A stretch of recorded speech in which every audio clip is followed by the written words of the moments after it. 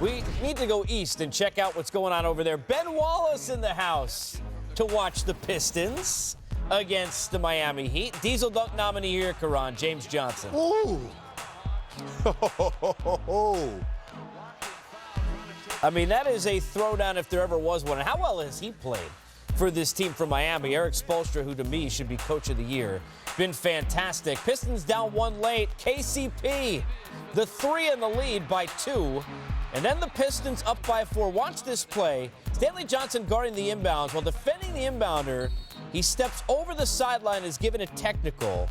Joe Borgia from the league says this: he broke the plane of the throw-in area. It's a delay of game and an automatic tech in the last 2 minutes of the fourth quarter. Meanwhile, Miami takes advantage. Dragic inside, nice move.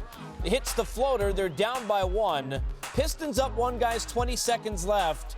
And it's time for KCP. The pass to Stanley Johnson. James Johnson ties him up, and a jump ball is called. Miami win the jump ball. What did you see here on D? Well, you saw the trap, and most teams go for the foul in that situation. They did an excellent job in getting the trap and got the basketball back.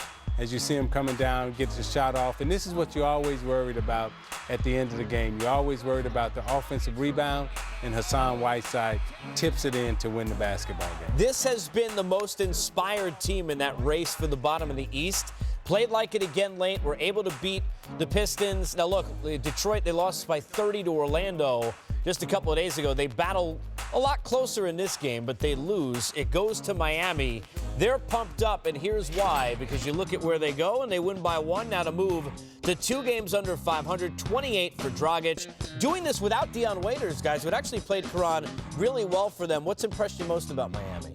I would have to say this, they resistance and just, staying with it and, bringing it on a game-to-game, night-to-night basis. And, you got to tip your hat off to the organization and, just having that winning pedigree. From a coach at the end, look at the race for 8th here. Now, when you see the standings, Zeke, there were 19 games at one point under the 500 mark. Unbelievable the climb that they've made and the way this team has come together. And, going into the playoffs, particularly in the East, Miami is the hottest team right now, and they've been playing the best basketball since the All-Star break. So, don't sleep on this Miami Heat team because they've come together and they're playing excellent basketball. They're playing the right way. And I think their physicality and their stamina, and I'm not talking about just physicalness in terms of their aggressiveness, I'm talking about their stamina. They're probably the most physically fit team right now in the East. As we move up the bracket in NCAA terms, we find a must-win in Atlanta and an R-rated performance from PG-13.